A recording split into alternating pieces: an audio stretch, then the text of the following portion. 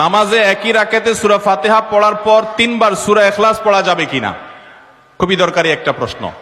সূরা ইখলাস কোরআনের এমন একটা সূরা, যেই সূরা শুধুমাত্র আমাদের আল্লাহর কথা বলা আছে। এই সূরাতে অন্য কোনো সাবজেক্ট নাই। এই সূরায় শুধু কার আলোচনা আছে?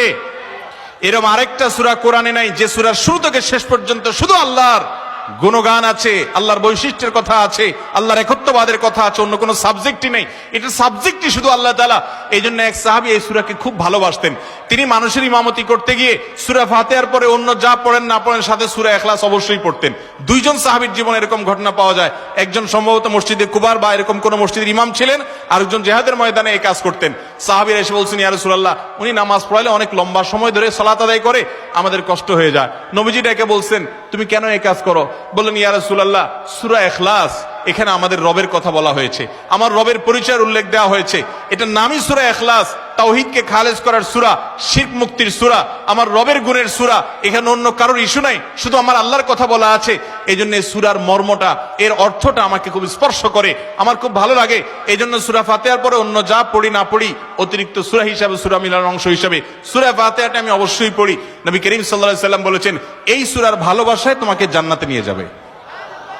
এই জন্য ভাই দেখবেন সকাল সন্ধ্যায় সূরা ইখলাস, সূরা ফালাক, সূরা নাস 3 বার 3 বার, সকাল সন্ধ্যার পাশাপাশি 5 ওয়াক্ত সালাতের পরে একবার, রাতের শোয়ার সময় আবার 3 বার 3 বার, মানে সূরা ইখলাস এতবার পড়ার আল্লাহ তাআলা ওজিফা করে দিয়েছেন। আমরাও সূরা ফাতিহা সবচেয়ে বেশি পছন্দ করি। এই মজলিসে যত লোক আছেন, আমার বিশ্বাস বেশিরভাগ মানুষ সূরা ইখলাসকে মহব্বত করেন, তবে সেটা ওই সাহাবীর মহব্বত করে না, নামাজ শর্ট করার জন্য। ঠিক না? অনেকে আছে দেখা যায় সূরা ইখলাস ছাড়া কিছু পড়ে না, কারণ কি? আয়তনে নামাজটা তাড়াতাড়ি শেষ করার জন্য। এইটার কারণে জান্নাতে যাবেন না, আবার খুশি হয়ে যায় না যে আমি এত বেশি বেশি পড়ি। আপনার নিয়ত যদি হয়, মতলব যদি হয় নামাজ সংক্ষিপ্ত করা, তাহলে হবে না। এই জন্য ভাইরা আমার, সূরা ইখলাসটা নামাজের মধ্যে কেউ যদি পড়েন বিভিন্ন রাকাতে, সূরার মর্ম উপলব্ধি করে তিনি ইনশাআল্লাহ সওয়াব পাবেন। এই সূরার তাফসীর জানবেন। একদিন ইনশাআল্লাহ কোন একটা প্রোগ্রামে কোন আলেম থেকে সূরা ইখলাসের তাফসীরের উপরে 1 ঘন্টা আধা ঘন্টা ওয়াজ শুনবেন, খুব গুরুত্বপূর্ণ। সূরা ইখলাস এটা যদি কেউ 3 বার 4 বার 5 বার পড়ে, শুধু সূরা ইখলাস না, অন্য সূরাও, সূরা ফাতিহার পরে আপনি সূরা ইখলাস 3 বার পড়লেন, সূরা ইযা জা 2 বার পড়লেন, অন্য সূরা 3 বার পড়লেন, কোনটা রিপিট করলেন, একই আয়াত বারবার পড়লেন, এটাতে কোনো অসুবিধা হবে না।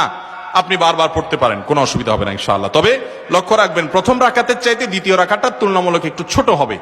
হ্যাঁ, আয়তনে পরিমাণে একটু ছোট হবে, এটাই সুন্নাহ। নবী করিম সাল্লাল্লাহু আলাইহি ওয়াসাল্লাম প্রথম রাকাত যদি 2 মিনিট ধরে পড়তেন, দ্বিতীয় রাকাত 1.5 মিনিট, অর্থাৎ একটু কমায়া পড়তেন, এটাই তার সুন্নাহ ছিল।